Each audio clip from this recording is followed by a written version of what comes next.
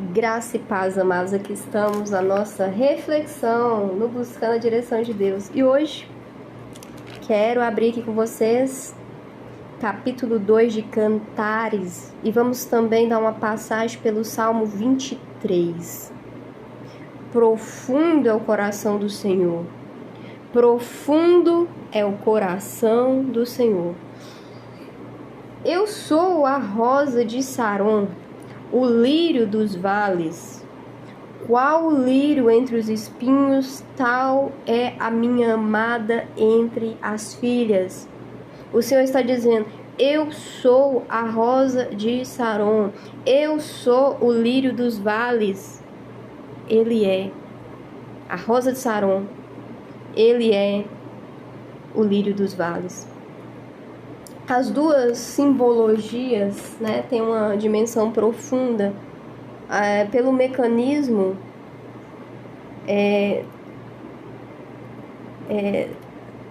da fisiologia, né, desses elementos que ele coloca, porque o lírio, né, de uma maneira particular, ele consegue florescer em lugares que a gente diria ser inapropriado.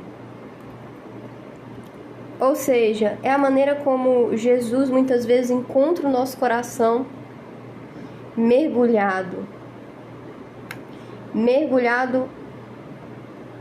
no pecado que distancia,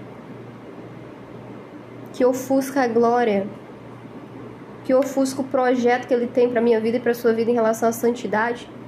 Mas quando Jesus alcança o mais profundo do seu coração, então, das suas, digamos, né, do que há de pior que emana da sua natureza espiritual caída, ele consegue trazer o florescimento. Já a rosa de Saron é um vale, uma região da Palestina, conhecida por ser fértil, e porque ela é uma região fértil, ela também muito conhecida ficou como uma região onde se produzia belas e abundantes flores. Então, quando ele diz eu sou a rosa de Saron, ele está falando dessa beleza.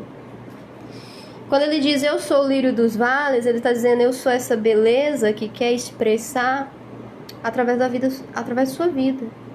Aí você pode olhar para a condição do seu coração, para a sua condição humana e dizer: Dani, mas quando eu pego e olho a profundidade de Cristo, o que Cristo representa, e eu olho para a minha própria condição, eu vejo que o meu ambiente, né, o meu interior não é propício para Ele. Mas Ele está dizendo para você assim: não, eu sou o lírio dos vales. Eu tenho a capacidade, se você colocar diante de mim o seu coração, eu tenho a capacidade de florescer e resplandecer da minha infinita beleza através da sua vida.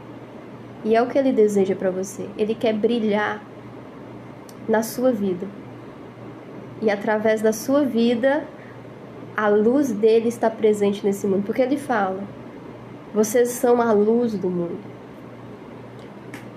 Qual o lírio entre os espinhos, tal é a minha amada entre as filhas. Aqui ele está falando da igreja agora, né?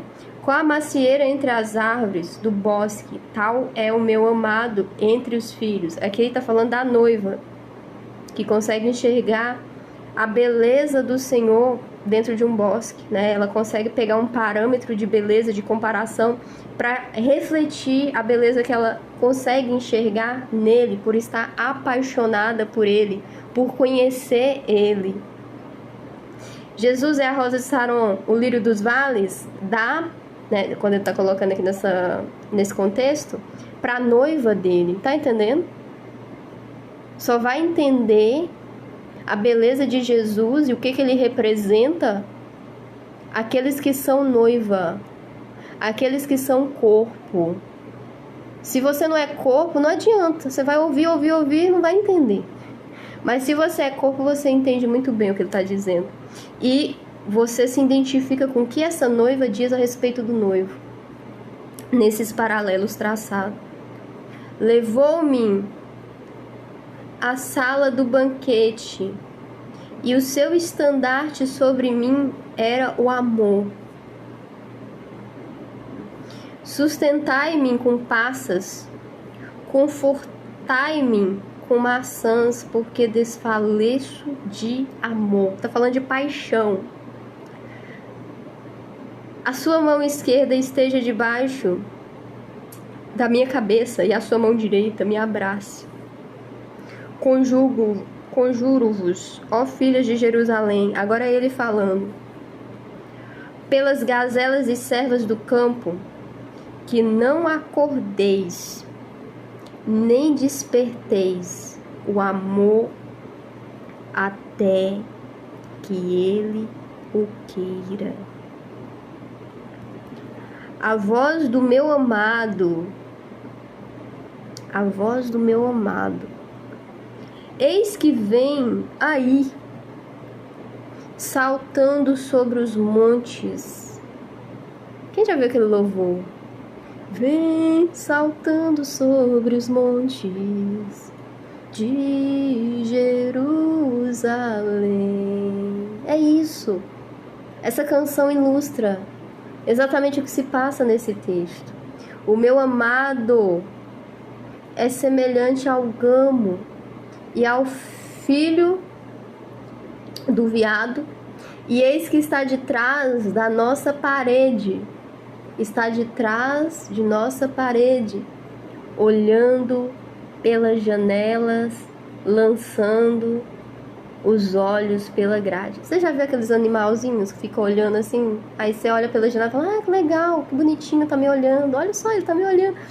É engraçado porque aqui, nesse paralelo, esse texto fala sobre isso. Fala sobre um noivo que está atento e de olho na sua noiva, olhando de uma maneira constantemente olhando.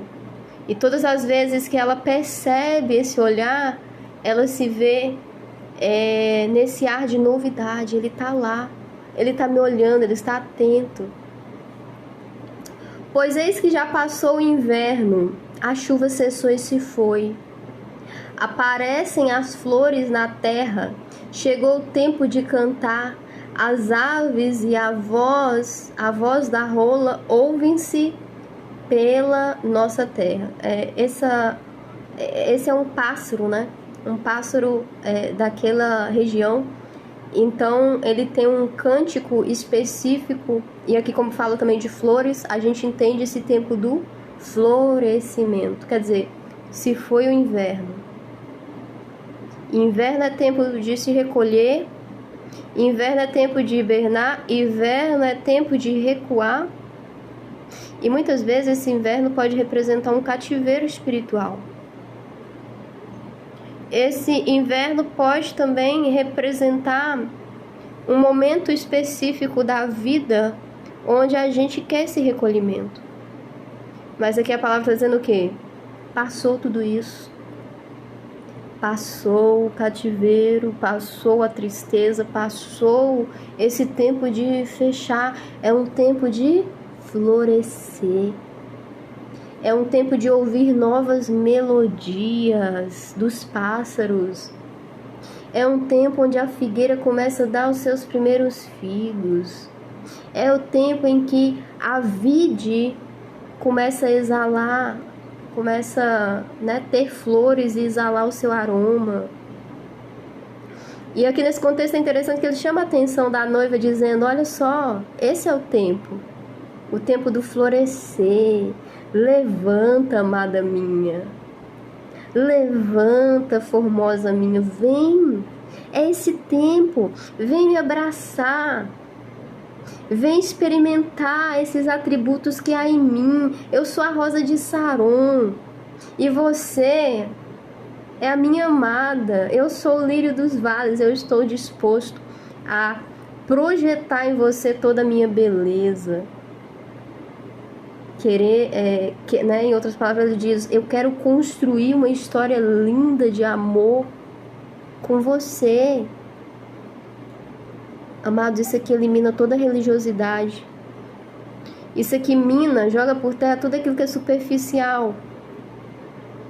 Porque nesse relacionamento que Cristo propõe, onde Ele é a cabeça e nós somos o corpo, é a mesma coisa de você olhar para Ele e aí você começa a se enxergar nele e Ele começa também a expor vulnerabilidades que estão em você e você começa a se santificar, literalmente, né?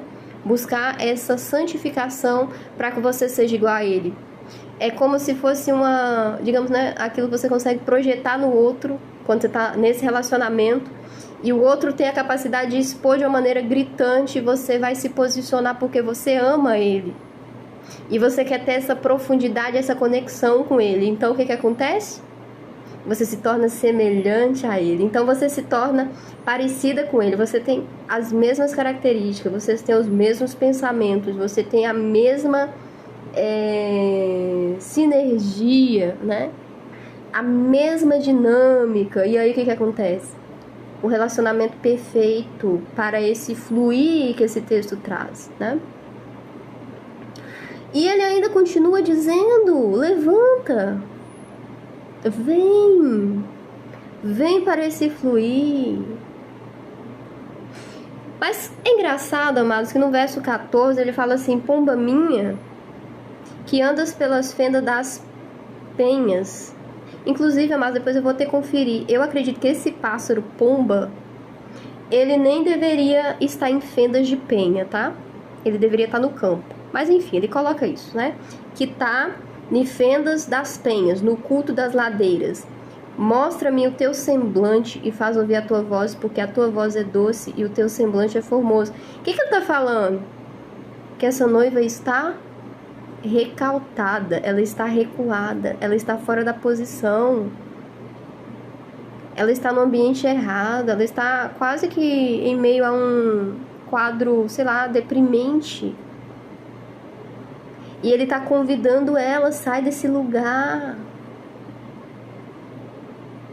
Você deve exalar sua beleza, o seu semblante me alegra, a sua voz é doce, você é formosa. Por que você está escondida?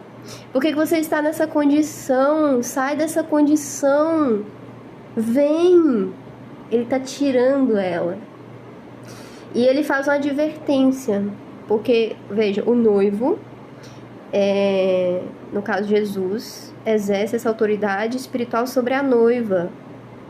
Então, se ele tem o poder e a autoridade, ele pode, como a gente vê no verso 15, estando atento para as necessidades dessa noiva, conceder direcionamentos específicos para o cuidado da noiva. Olha só o que ele fala, que lindo. Apanhai-vos as raposas e as rapozinhas que fazem mal às vinhas, pois as nossas vinhas estão em flor. O que ele está falando, amado? Raposinha, raposa, fala daqueles pecados que tenta roubar aquilo que está florescendo. Inclusive eu vou mais além, porque nesse contexto fala inclusive de dons, virtudes, de frutos espirituais gerados pelo próprio Espírito Santo em nossa vida. E o noivo, ele se preocupa, ele fala: apanha essas raposas, e apanha também as raposinhas, aquelas que parecem, né? Raposinha, coisinha, Dani, não precisa, não. Apanha todas elas, extermine todas elas, porque nos mínimos detalhes você pode ser impedido de viver a plenitude de Cristo. Lembra da condição da noiva? Ela estava nas fendas das penhas, ocultando dele o semblante. Quer dizer, fala do estado deplorável. Então ele está o quê? Agora você saiu, agora você veio ao meu encontro, não veio? Então agora cuide dessas vinhas, cuide desse florescimento, cuide porque você está em flores. E aqui é engraçado, porque a vinha que está em flor, né, antes de manifestar o fruto propriamente dito, isso qualquer planta no reino animal, ela floresce. E aí depois da floração vem o fruto. Então o cuidado que ele está pedindo para ela é em relação ao fruto. Você está em flor, você está prestes a florescer. Então cuidado com aquilo que possa inibir o fruto, aquilo que pode acabar com essa etapa que antecede esse processo da frutificação. Fechando, o meu amado é meu, e eu sou dele. Ele apacenta seu rebanho entre os lírios. Aqui ela fala de uma característica desse amado, que é a característica de pastor. E eu falei para vocês que a gente vai analisar o Salmo 23 também. Porque é isso, o Senhor é o meu pastor, nada me faltará. Daqui a pouco a gente vai ler. Antes que refresque o dia e rujam as sombras, volta, amado meu, volta, amado meu, e faz-te semelhante ao gamo ou ao filho dos veados sobre os montes de Beté, saltitante. Venha depressa, em outras palavras que ela está dizendo. Não, né? Ela está falando assim, volte aqui, não vá, vem, né? Venha. Porque, como ela coloca ali... Aliás, se vocês continuarem lendo, ela continua procurando, né, o amado. E ela chega a descrever sobre a vinda desse amado, que é lindo também. Mas a gente não vai analisar por questão de tempo, senão fica muito longo. E aí vocês acabam não ouvindo todo o episódio, né? Abandona pelo meio do caminho. Mas enfim, só pra gente fechar essa reflexão com o Salmo 23, que é um salmo muito bacana e que eu sei que vai abençoar a sua vida. O Senhor é o meu pastor. A gente fecha lá a reflexão de Cantares complementando. Lembra que ela coloca sobre a característica de pastor do noivo? Pois é, só pra gente fechar. O Senhor é o meu pastor, nada me faltará. Deitar-me faz em pastos verdejantes. Guia-me mansamente a águas tranquilas. Refrigera a minha alma. Guia-me nas veredas da justiça, por amor do seu nome. Olha só que complemento lindo. Veredas da justiça, quer dizer, pelos caminhos do Senhor. Que né, o mundo jaz no maligno. Então, os caminhos do Senhor vão chocar com aqueles que o mundo muitas vezes sugere para mim e para você.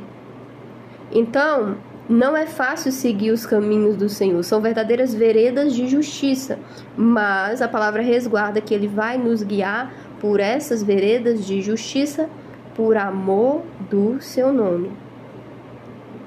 E é interessante que esse salmo ainda traz sobre os perigos, né? A gente viu lá que ela estava depressiva, né? Deprimida, melhor dizendo. E na vida espiritual, se a gente não tem esse cuidado, a gente corre esse risco de viver deprimido espiritualmente, oprimido espiritualmente. Mas o Senhor o tempo todo cuida de tirar a gente dessa opressão, né? Ainda que eu ande pelo vale da sombra da morte, aquele falando desses perigos espirituais, não temerei mal algum, não vou temer. Lembra lá o quadro da noiva? Ela estava saindo de um estado deplorável para se conectar com o noivo, para se conectar com a sua essência espiritual e para viver um relacionamento profundo com Cristo. O que a gente pega aqui como complemento em relação ao 23? Que da mesma maneira, ainda que a gente esteja suscetível a muitos perigos espirituais que pode colocar em risco a nossa saúde espiritual, a nossa vida espiritual, a gente pode ter a certeza que se o nosso caminho está fundamentado no Senhor, e se a gente está sendo guiado por essas veredas de justiça do Senhor, a gente pode ter convicção de que mal nenhum, mal algum, precisa ser temido, porque o Senhor está conosco. Ainda que eu ande pelo vale da sombra da morte, não temerei mal algum, porque Tu estás comigo, o Senhor me guia, o Senhor é minha fiel companhia. Tua vara e o teu cajado me consolam, quer dizer, me corrige. Ainda que eu erre, ainda que eu fale, ainda que eu vá por um caminho, eu tenho certeza que eu tenho um pasto pastor, o Senhor é o meu pastor. E mesmo que eu vá para um caminho e não é aquele caminho, o Senhor vai me fazer voltar para o seu caminho. Ainda que eu queira algo, mas aquilo não é a vontade do Senhor, o Senhor vai me fazer reconsiderar, o Senhor vai me mostrar o melhor caminho. E mesmo que aquilo que o Senhor requeira, que eu abra mão, né, venha doer, venha, enfim, por algum momento, né, acabar gerando mal-estar, eu sei que a sua vara, o seu cajado vai me consolar, porque com o tempo começa a fazer sentido. Começa a fazer sentido, o não do Senhor faz sentido. A porta que fecha faz sentido. A conexão que se retira faz sentido. Tudo começa a fazer sentido. Fala assim, Dani, é tão difícil quando a gente para pensar na vida e ver que algumas coisas se foram, passaram, parece que eu perdi algo. Não, amado, você pode até ter perdido uma coisa ou outra. Só não perca a lição. Só não perca o aprendizado, só não perca aquilo que o Senhor tenta, como a palavra coloca, né? Com esse consolo, está te ensinando, porque a vida é um processo. É um processo onde a gente está constantemente sendo aperfeiçoados espiritualmente. Então não fica lá na caverna, igual aquela noiva, né? Se recusando a sair. Não, saia dessa caverna. Saia dela. E venha viver esse relacionamento profundo com Cristo, porque Ele vai ressignificar tudo aquilo que você passou, tudo aquilo que você viveu, todos os traumas,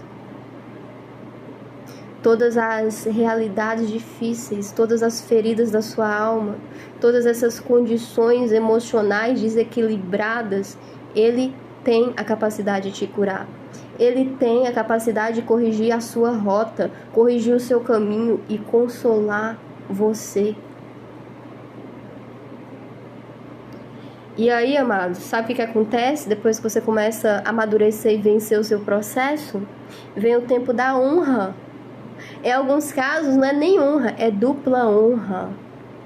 Aqueles que acharam que ia te paralisar, que ia te deixar pelo meio do caminho, ferido, quebrado, destruído, vão ver que você tem um dono, que você tem um Senhor, que você tem um noivo, melhor dizendo.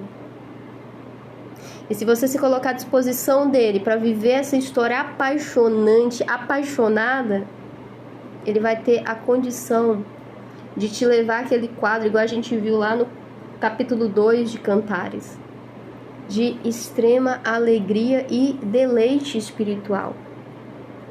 E aí é que vem a questão da honra, porque, olha só, preparas uma mesa perante mim na presença dos meus inimigos. O Senhor muitas vezes vai levar diante dessas presenças e não vai te levar para estar destruído, nem humilhado, não. Vai ser para mostrar que grande é o Deus que te sustenta. Tem um ditado que fala, né? Fundo do poço, desce no fundo do poço, pega a água e depois você sobe e ainda oferece para esses inimigos. Que eles vão ficar assim, meu Deus, achei que ela ia morrer lá no fundo do poço. Achei que não tinha mais saída. Eu sei que isso é uma brincadeira, né? Eu tô colocando de uma maneira bem humorada. Mas a verdade é que quando ele fala sobre esse preparas uma mesa perante mim na presença dos meus inimigos, ele unge, né? Com óleo a minha cabeça e o meu cálice transborda. Ele fala da unção que você carrega. Aliás, da unção que aqueles que estão nele carrega. Fala da aliança que existe entre ele e a sua noiva, que é aquelas pessoas que estão posicionadas nele. E fala sobre esse contexto onde ele derrama literalmente a honra dele. Derrama não, melhor dizendo, expressa, né? Manifesta a honra dele na vida daqueles que são conduzidos por ele, que aceita a correção dele, né? A vara e o cajado que consola, que guia pelas veredas da justiça por amor do nome dele. Então é sobre isso. E agora sim, para fechar finalmente, né, tá um pouquinho longo. Certamente que a bondade e a misericórdia me seguirão todos os dias. Ah, Dani, foi só ontem, não. É todos os dias. Ah, Dani, mas é porque hoje o meu dia tá muito difícil. Você não tem ideia do que me aconteceu essa semana. A palavra do Senhor tá dizendo que certamente a bondade e a misericórdia seguirão, ou seja, me seguirá todos os dias. Você fala assim, não, minha semana foi difícil, mas vai saber se Deus não está conduzindo você, guiando você pelas veredas da justiça dele. Porque hoje você pode estar passando por uma situação assim, mas amanhã você vai vencer essa situação e de repente aqueles que têm oprimido, aqueles que têm te sufocado, que têm tentado derrubar, que têm tentado ostentar, né, alguns quadros que são tão artificiais, né, que te fazem sofrer, verão que você está de pé e você vai aparecer, né, sentado a essa mesa onde você vai estar ali, olha, eu venci o meu processo, passei por ele, tá tudo bem comigo, eu tenho um Deus que me guarda, que me guia, que me conduz. Amados, eu fiz uma série de anotações sobre provérbios, né, que eu tava lendo essa semana. E é tão lindo esse livro, gente. Dá vontade de colocar aqui também, mas eu não quero bagunçar a mente suas, entendeu? Depois eu vou trazer algumas reflexões. Mas assim, eu tava falando isso aqui com vocês e eu lembrei de alguns pontos do livro de Provérbios. E entre alguns pontos, né, tava assim, não inveje a riqueza do ímpio. Não inveje o ímpio de maneira nenhuma, em nada. Às vezes, aí quando eu tava lendo aqui sobre a bondade do Senhor seguir, no entanto, mesmo quando em dias difíceis, me veio isso no coração para falar isso para você. Que às vezes, principalmente hoje, né, com as redes sociais, a gente olha uma rede e outra e fala, nossa, a pessoa tá fluindo, olha, tá viajando, tá isso, tá aquilo, tá assim, tá assado, aí a gente cai naquela questão da comparação. Às vezes você tá seguindo Jesus, você tá passando por uma prova, e aqueles que não servem Jesus parece que estão bem, aparentemente estão bem, mas a verdade é que você não tem ideia sobre o peso e a medida que o Senhor aplica sobre a vida alheia. Você tem que ter controle sobre a sua vida. Porque o livro de Provérbios traz isso em diversos pontos. Falando sobre, olha, o caminho desse parece ser doce, parece ser assim, né? Parece ser agradável, mas a verdade é que o caminho está conduzindo à destruição. Então não seja superficial no seu olhar. Para de ficar olhando para a grama sintética do vizinho. É isso mesmo, às vezes fala, lá tá verde. Não, talvez tá verde, mas e se for sintética? Foca na sua própria jornada. Foca no seu próprio processo. Para de ficar procurando culpado, procurando vítimas. Para com isso. Foca no seu processo. Foca na sua jornada. Foca naquilo que pode ser refeito, pode ser restituído, possa ser reconstruído em Cristo. Porque quando eu estava falando sobre certamente a bondade do Senhor, a misericórdia me seguirão todos os dias da minha vida, o Espírito Santo parou aqui e falou assim, Daniela, é todo dia. Só que o Espírito Santo falou assim comigo, tem gente que vai estar ouvindo esse áudio e falando assim, todo dia? Mas no meu dia hoje eu não consigo nem ver a bondade do Senhor. O Espírito Santo está falando exatamente isso para você. É todos os dias.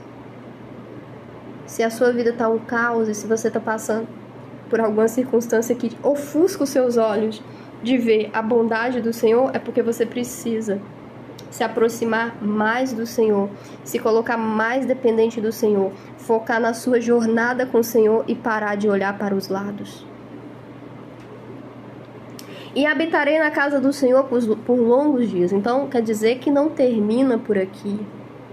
Quer dizer que além daqui, no porvir, após o final dessa jornada, ainda há uma morada celestial que nos aguarda. onde habitaremos na casa do Pai por todos os dias. O que eu desejo para você?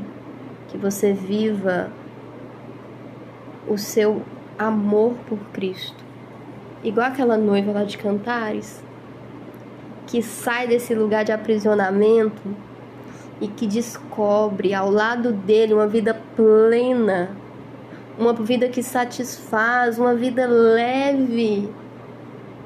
Que ele seja o lírio dos vales na sua vida, que ele venha entrar na sua vida e que venha fazer ela florescer, resplandecer com a beleza dele, que ele seja a sua esperança, que ele seja a sua fonte de ânimo, que ele seja o seu sustento, um sustento perpétuo, onde a palavra diz que nada te falta, que ele seja o seu pastor que te conduz, que guia os seus passos a pastos verdejantes, a lugar de descanso.